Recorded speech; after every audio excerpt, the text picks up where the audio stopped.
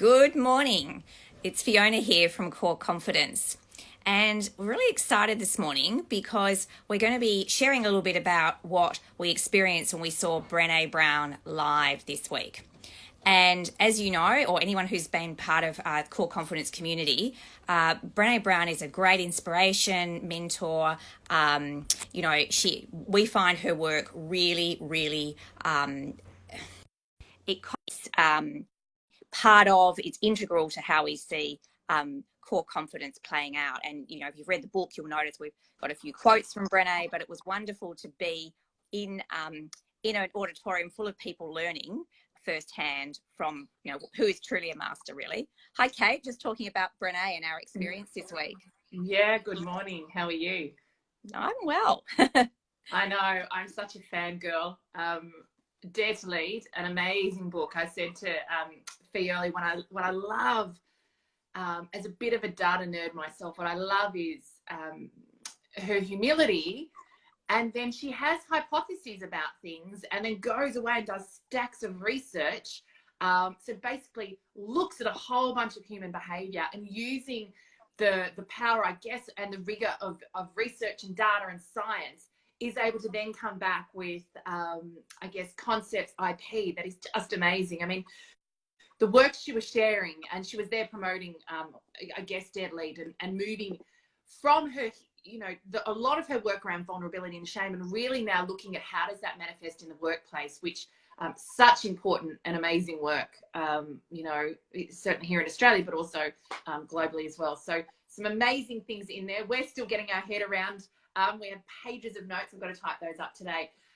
But I guess one of the things that really struck us, and it was funny because you and I have been in Brene's work, for a number of years. And when we were kind of sitting in the auditorium at the convention centre here in Sydney, and just that connection of, early in our work with confidence, when we'd be in those workshops and women would say, everyone thinks I've got confidence, but inside I'm not confident at all. The connection there between that and shame, and that is a I am statement rather than it being about my behaviour. Yes, yeah, I think it was such a lovely point to recognise, and Brene really broke this down. When we talk about, my behaviour was X, or my behaviour wasn't this, or my behaviour wasn't that, or I'm sorry, or there was a mistake made. But when we start to think it's me, I'm the mistake, or I'm the behaviour, or that defines me, that is actually very insidious in terms of our identity and how we see ourselves in the world. So if we say, I don't have confidence, we're defining ourselves by something, I am this person lacking something.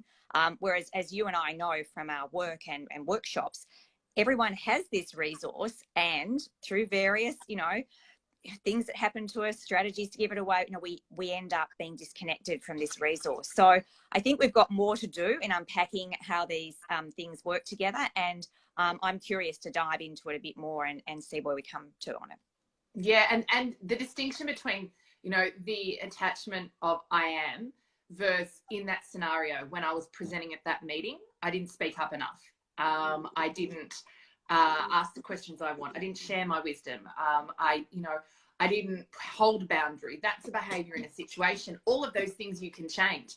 But this piece around I'm not confident, again, reflecting in the workshops, but then also back to my own experience, I really remember thinking, what do I do with that? Like if I'm not speaking up enough in a meeting, I know how to work that, right? It's like, okay, cool. So now what is it I need to do to feel like, I've got the right words, I've got the information. What do I need to do to be able to then step up and do more speaking up? So that's something we can do. That I don't have confidence. And I know back in, the early years of my career was, I don't know what to do with that. How do I fix that? Or how do I change that?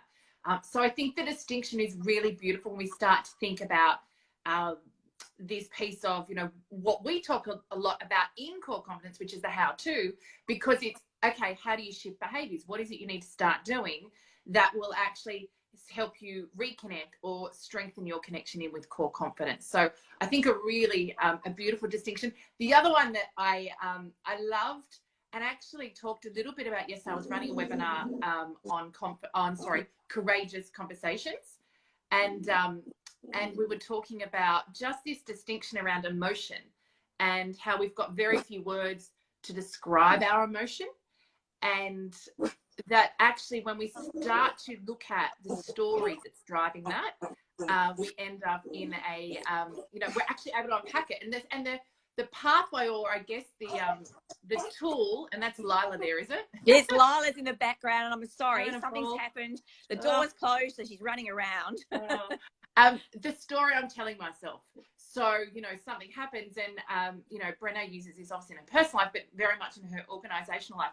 This ability to kind of detach from a feeling, and the feeling comes first, and then often it's, okay, well, what's driving that? And leveraging, I'm frustrated, I'm pissed off at someone, and the story I'm telling myself is that they don't care enough to take 5 minutes to have the conversation with me, or whatever it is. And I, in that, an hour after that workshop, I used that twice, and it was so powerful because it just totally diffused the emotion. And it almost, what was really interesting, it felt like a mirror. You were kind of looking at the story and going, well, that's a load of bullshit. So I just think, how often emotion gets trapped in our head, and that strategy or that tool allows us to kind of bring it out of our head, look at it, and then almost do a reality check of it. And I think in doing the reality check, it almost disappears. Yeah, it's so interesting because, as you say, once we do this work, it always shows up for us, which is lovely. We get to practice. And I was facilitating a workshop yesterday, and one of the great executives that I'm working with, he came along and he had actually been practicing a version of this. So he had been doing that detachment and seeing how, he got triggered into that emotional state, how it was kind of running the show, the kind of meaning making he was, which we're, I think Brene says we're meaning making beings. We can't not make meaning from things. And if something happens that taps into something that we feel is an attack, or is making us less than, or something like that, we immediately almost go into this spiral that is quite often negative. So being able to do that, put it outside of ourselves, acknowledge it's a story. It's a story until I've got some data. It's a story until I share it with someone else. And actually, if we share it with the person who that their statement triggered us into that state, it's so powerful because we can both look at it, as you said, it's outside of yourself, and go, no, that's not where I was going, or that wasn't what it was. And as you were saying, in personal relationships, incredibly powerful, but also really important in the workplace, to be able to stop making meaning that isn't aligned to that person's intention.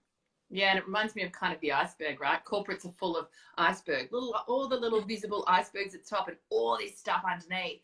And it's the stuff underneath that is entangled and driving the ship. And this tiny little bit that we have, the behaviour that we can see on top.